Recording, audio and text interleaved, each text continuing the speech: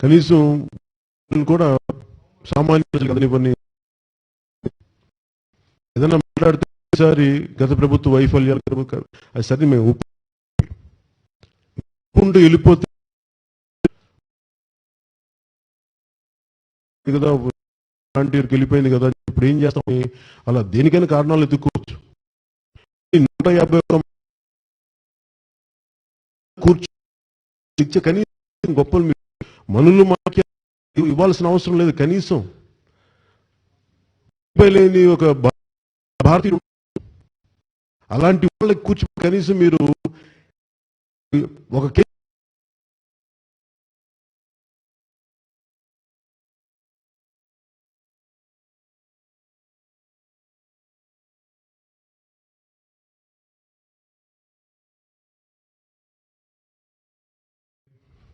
అంటే ఒక 300-400 మేము సంపాదించుకుంటే కాయగూరలకి వీటికే కూర్చోబెట్టి ఒక కనీసం ఒక ఉల్లిపాయలు కొంటేనే మాకు మొత్తం 80 రూపాయలు అయిపోతుంది కిలో ఉల్లిపాయలు కొంటే. అసలు చాలా కష్టంగా ఉందని చెప్పి వాళ్ళందరూ చాలా బాధ వెళ్ళబోసుకుంటా ఉన్నారు.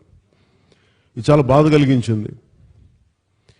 ఈ సమస్య ఒక చోట ప్రతి చోట ఇంత గొప్ప మెజారిటీ ఉన్న ప్రభుత్వం అసలు ముందు చూపు మీకు ఎందుకు లేదు?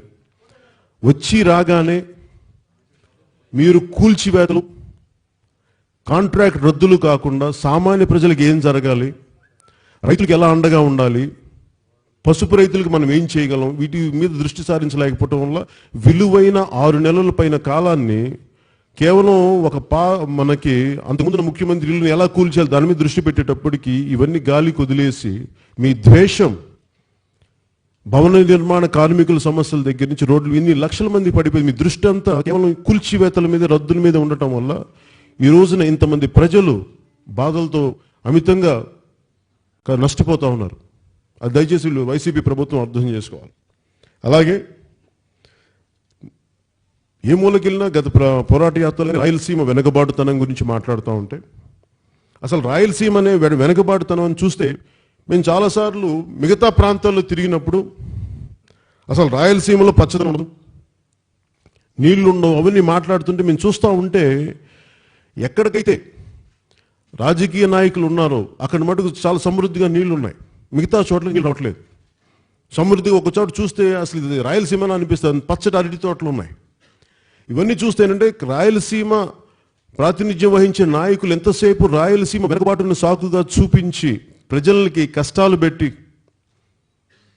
వాళ్ళు అభివృద్ధి పొందుతున్నారే కానీ రాయలసీమ నుంచి ఇంతమంది ముఖ్యమంత్రులు వచ్చారు. ఎంతసేపు మా రాయలసీమ వెనకబడిపోయిందని చెప్పి దాన్ని చేసేవాళ్ళు చాలా అసలు మాట్లాడలేకపోతున్నారు, ముందుకు తీసుకెళ్ళలేకపోతున్నారు. ఈ రోజుకి రైల్వే కోడూరులో కానీ మనకి పసుపంట రైతులు కానీ వీళ్ళందరి బాధలు చూస్తూ ఉంటే అంటే కనీసం మీకు కోల్డ్ స్టోరేజ్ గిడ్డంగులు శీతల గిడ్డంగులు కట్టాలన్న ఆలోచన కూడా మీకు రాకపోవటం, అది రాకపోవటం కాదు మీరు కావాలని నిర్లక్ష్యం చేశారనే జనసేన భావిస్తుంది. అలాగే యువత, రాయలసీమ యువత నేను ఇక్కడికి రాగానే మేము వలసలకు వెళ్ళడం ఇష్టం లేదన్నా, మా కువైట్కి గల్ఫ్ దేశాలకి మాకు వెళ్ళడం ఇష్టం లేదు, మేము ఇక్కడ ఉండాలనుకుంటున్నాం, మా అమ్మ నాన్న దగ్గర ఉండాలనుకుంటున్నాం అంటే ఊళ్ళల్లో ఒక భయానకమైన వాతావరణం, ఎదురు వాళ్ళకు వంతాసు బలకాలి, లేదంటే ఉద్యోగాలు ఉండవు ఇక్కడ, అందుకని బలవంతంగా పంపించే పరిస్థితి. ఇవన్నీ వాళ్ళు కూర్చోబెట్టి మాకు బాధలు చెప్పి మాకు మా రాయలసీమ జిల్లాల్లో ఊళ్ళల్లో ఉండాలనుంది, మాకు ఇక్కడ కర్మాగారాలు కావాలి, ఉద్యోగాలు కావాలి, పరిశ్రమలు కావాలి అంటే నాకు ఒకటే అనిపించింది, పరిశ్రమలు ఉద్యోగాలు కావాలి అంటే రాయలసీమ నుంచి ప్రాతినిధ్యం వహిస్తున్న ప్రజాప్రతినిధులు ముఖ్యంగా వైసీపీ నాయకులు ఈ రోజున చాలా కష్టపడితే కానీ పెట్టుబడులు రావు. అలాంటిది ఒక కియా పరిశ్రమ, కార్ల పరిశ్రమ వస్తే వైసీపీ నాయకులు వాళ్ళని బెదిరించేసి ఆ సీఈఓని వేలు పెట్టి ఇలా చూపించి పక్కన మాట్లాడితే వాళ్ళు బయటికి ఏం చెప్తారు? అలాగే వీళ్ళు 70% మనకు స్థానికులకి ఉద్యోగాలు ఇవ్వాలి అన్న మీ ఆలోచన అసలు ముందు పరిశ్రమలు రావాలి కదా, పరిశ్రమలు రానిచ్చే వాతావరణం ఉండాలి కదా, పెట్టుబడులు రానిచ్చే వాతావరణం ఉండాలి కదా. అసలు అవేం కానివ్వకుండా ఎవరు వచ్చినా మేము రానివ్వని చెప్పి ఉన్న పెట్టుబడులనే వెనక్కి వెళ్ళిపోయే పరిస్థితులు ఉన్నప్పుడు ఇంక పరిశ్రమలు ఎక్కడి నుంచి వస్తాయి? మనకి పెట్టుబడి పెట్టే వ్యవస్థనే మనం పక్కన పంపించేసినప్పుడు ఇవన్నీ చాలా ఆవేదన కలిగించాయి. అలాగే ముఖ్యంగా రాయలసీమ యువత ఈరోజు చాలా బలమైన మార్పు కోరుకుంటూ ఉంది. కొన్ని దశాబ్దాలుగా ఇక్కడున్న ఈ రాజకీయ సంస్కృతి చాలా ఇబ్బంది పెడతా ఉంది రాయలసీమ యువతని. నిన్న ఒకటే చెప్పాను రాయలసీమ యువతకు కూడా, ఇది భయపడే సమాజం కాదు, గుండె ధైర్యం ఉన్న సమాజం ఇది. కానీ మీరు కూర్చోబెట్టి, నేను అంబేద్కర్ గారిది ఒకటే చెప్పాను, గొర్రెలను బలిస్తారు కానీ సింహాలను బలివరని.